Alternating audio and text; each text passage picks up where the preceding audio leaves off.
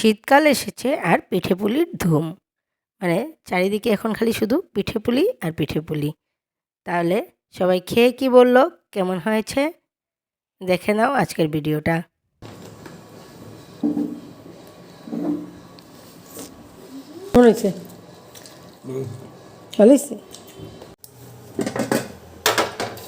প্রথমে আমি একটা কড়াই বসিয়ে নারকেল আর গুড়কে একসাথে দিয়ে দেব।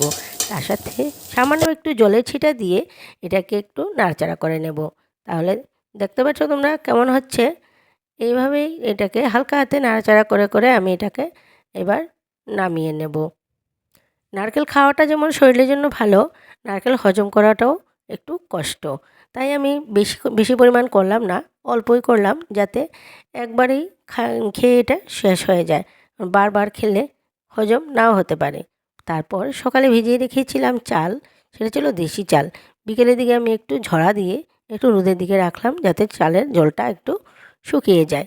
তারপর আমি এটা মিক্সিতে গুঁড়ো করে ছাঁকনি দিয়ে ভালো করে মিহি দানা বের করে নেব। তারপর এটাকে এবার আমি একটা গরম জলের পাত্র বসিয়ে এটাকে কাই করে নেব।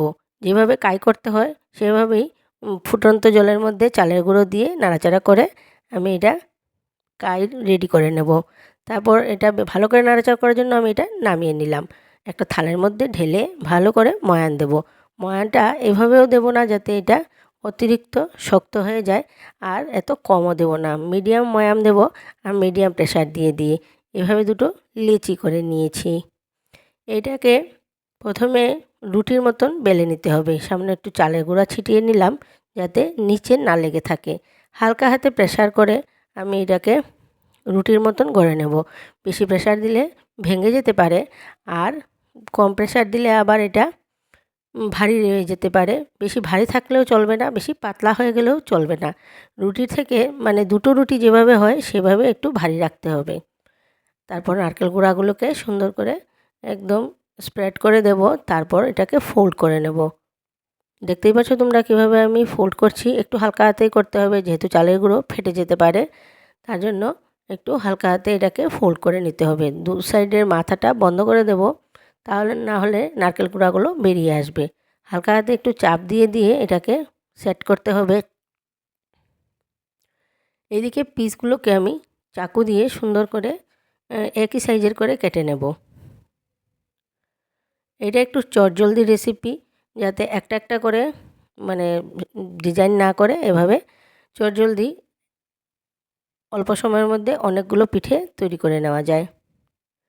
তারপর একটা পাত্রে গরম জল বসিয়ে আমি এটাকে ভাপ দিয়ে নেব। যেভাবে সেদ্ধ পিঠা হয় সেই মতনই এটাকে ঢাকা দিয়ে রেখে দেব। এই কয়টায় তো আর চলবে না, আরও কিছু লাগবে। তার বাকি যা লিচি ছিল আমার, সেটাকে একটু রুটির আকারে করে নিলাম। আর এটা একটু বড়ই হয়েছিল, কারণ আগেরটা আমি এইবার কি এটা আমি প্রথমেই করছি, আগে কখনো করিনি এটা। আর প্রথম করার জন্য আমি একটু ভয়ে ছিলাম, তাই ছোট একটা নিয়েছিলাম। তারপর দেখলাম যে না, খুব সুন্দরই হয়েছে। দুদিকের মুখটা বন্ধ করে দিলাম, আর তারপর আমি এটাকে সুন্দর করে শেপ করে কেটে নিলাম। সত্যি বানাতে আমার খুবই ভালো লাগছিল, কারণ এটা আমি কখনো বানাইনি। এইভাবে আমি এবার পিঠেটা বানালাম। তারপর সবগুলো এক এক করে দিয়ে দিলাম। বেশি নাড়াচাড়া করে উল্টাপাল্টা করার কোনো প্রয়োজন নেই, এমনিতেই ভাপেই একটা সেদ্ধ হয়ে গেছে। অল্প সময়ের মধ্যেই হয়ে গেছে, 5-10 মিনিটের মধ্যেই পুরোটাই রেডি। একটু ঠান্ডা হয়ে যাওয়ার পর আমি আমার হাজব্যান্ডকে ফোন করে ডাকলাম যে এসে পড়ো, খেয়ে যাও। কারণ মেয়েরা যা শুরু করেছে, ওরা তো আর ছাড়ছেই না, একের পর এক ওরা খেয়েই যাচ্ছে। সত্যি ভালো লেগেছিল, খুবই ভালো হয়েছিল। আর আমার এটা ভালো লেগেছে যে অল্প সময়ের মধ্যে অনেকগুলো হয়ে গেছে।